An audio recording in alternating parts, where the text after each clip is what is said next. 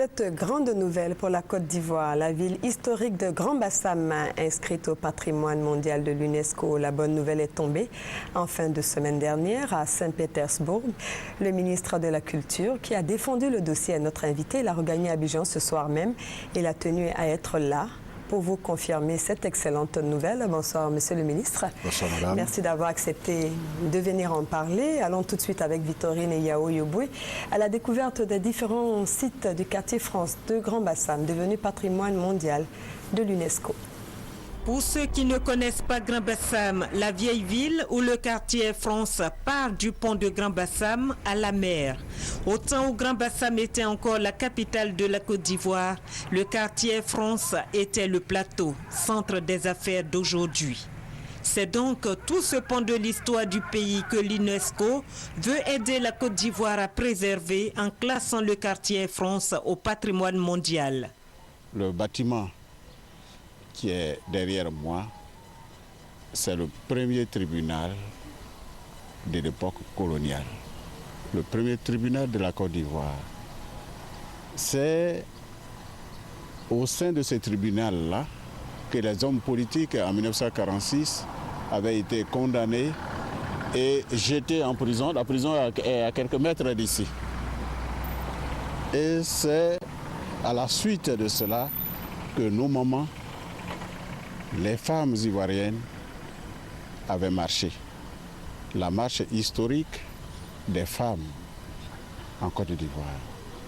C'est donc parti d'ici. Alors je voudrais que les Ivoiriens sachent que ce tribunal-là, même s'il est en ruine, il existe. Et notre inscription, c'est aussi à cause de la présence de ces ruines-là. Mais le projet concerne spécifiquement 23 sites recensés par les autorités et les populations de Grand Bassam. Nous avons le pavillon rose, la maison du patrimoine, qui est notre siège. Nous avons par exemple le Ganamé, qui est dedans. Nous avons l'immeuble BCA, CFAO. Nous avons l'ancienne chambre de commerce française, qui est devenue maintenant centre céramique. Voilà quelques exemples que je peux vous donner.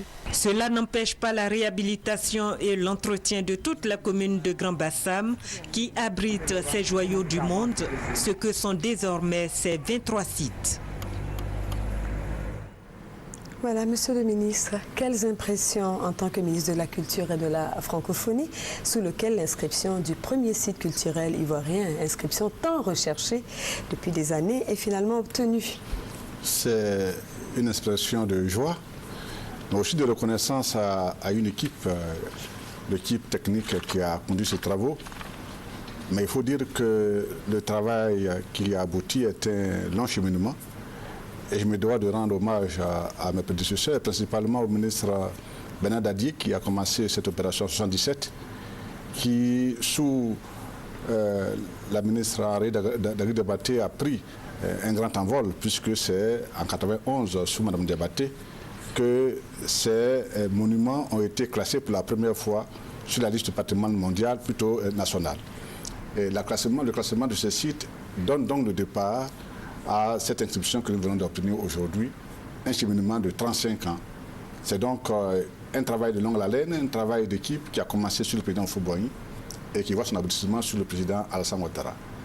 Il faut dire que l'engagement, la mobilisation des populations de Grand Bassam, conduite par l'ex-maire, le maire Jean-Michel Molo, dont la mémoire doit être saluée à l'occasion de cette inscription, c'est l'engagement de toute une population, les rois de Moossou et le roi Nzima de Grand Bassam, et évidemment l'équipe technique auquel s'est ajouté tout l'ensemble du gouvernement. Vous savez que ces derniers mois, le président de la République a pris 3 décrets, ceci pour conforter l'engagement du chef de l'État et de l'ensemble du gouvernement à l'inscription de ce patrimoine historique. Donc je voudrais rendre hommage au ministre Henri Diabaté et au ministre Bernard Dadié qui les premiers ont lancé ce projet et remercier nos collaborateurs, mais aussi rendre hommage au gouvernement, l'ensemble du gouvernement qui a pris ce dossier à bras le corps et c'est ce qui a convaincu le comité du patrimoine mondial et qui a accepté d'inscrire Grand Bassam au patrimoine mondial de l'UNESCO. Combien de pays en compétition pourraient être inscrits? Bien, la session continue et aujourd'hui encore, les villes et des sites continuent de s'inscrire. Et le bilan sera fait en fin de semaine prochaine puisque la session continue jusqu'au 7 juillet. Et pour l'instant, je peux dire qu'en Afrique noire ou en Afrique tout court, je peux citer la ville de Rabat qui a été classée et au Sénégal, la région Bassari qui a été classée et des sites naturels au Congo et au Tchad. Mais la session n'est pas terminée et donc on ne peut pas pour l'instant faire le point. Mais nous disons que l'inscription d'un site culturel est un succès pour un pays car les sites culturels sont des sites dynamiques et inscrire un site culturel montre que le pays a des richesses, a un patrimoine et s'inscrire sur la liste, c'est être dans un label et dans un club de lieux, de sites reconnus au niveau mondial, comme Séville en Italie, comme les monuments des pyramides en Égypte. Et donc, Grand Bassam aujourd'hui entre sur un label mondial et naturellement cela va imposer des contraintes et des engagements très forts au niveau du gouvernement et au niveau des populations de Grand Bassam. Voilà, Monsieur le ministre, mais quelles seront les retombées concrètement pour les Bassamois? On a entendu dans des éléments, hier et avant-hier, des jeunes.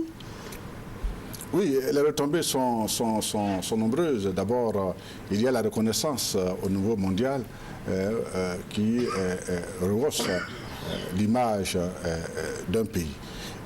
Voyez, la ville historique de Grand Bassam, comme vous l'avez l'élément l'a montré, comporte des bâtiments qu'il faut restaurer.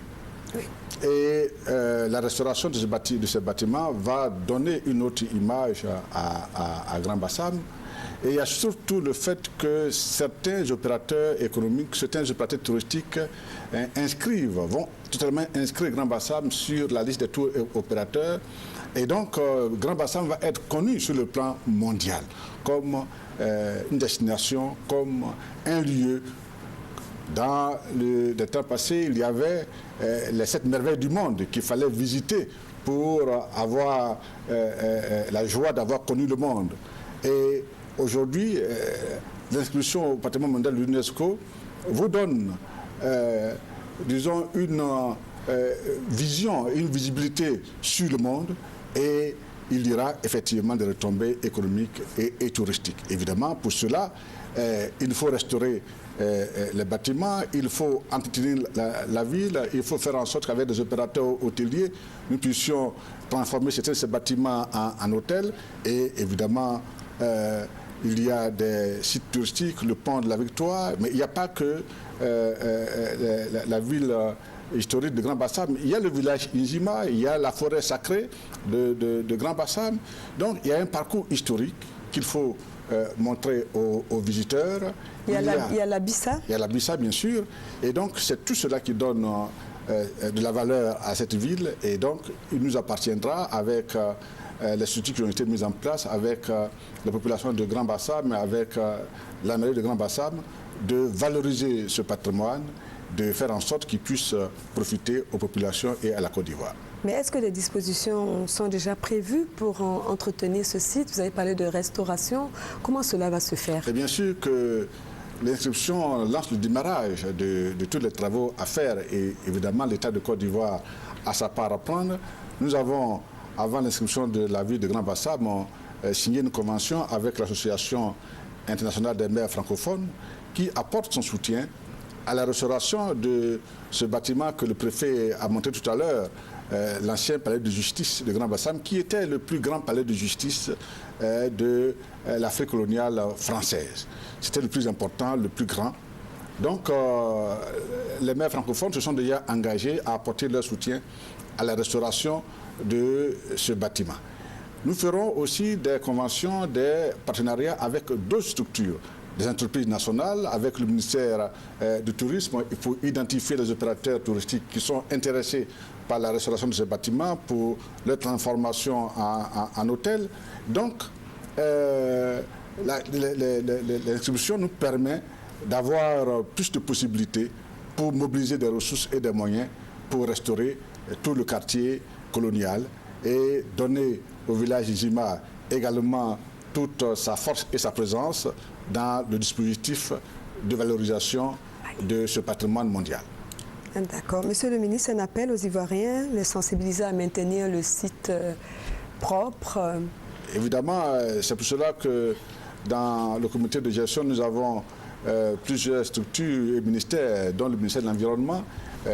Il faut maintenir le site propre, il faut faire en sorte que le site prenne de la valeur, et c'est pour cela que le comité local est basé à Grand Bassam, qui est présidé par le maire de Grand Bassam, parce qu'il faut que la population de Grand Bassam s'approprie le projet, sache que ce patrimoine est valorisé pour leur profit en particulier et en premier lieu.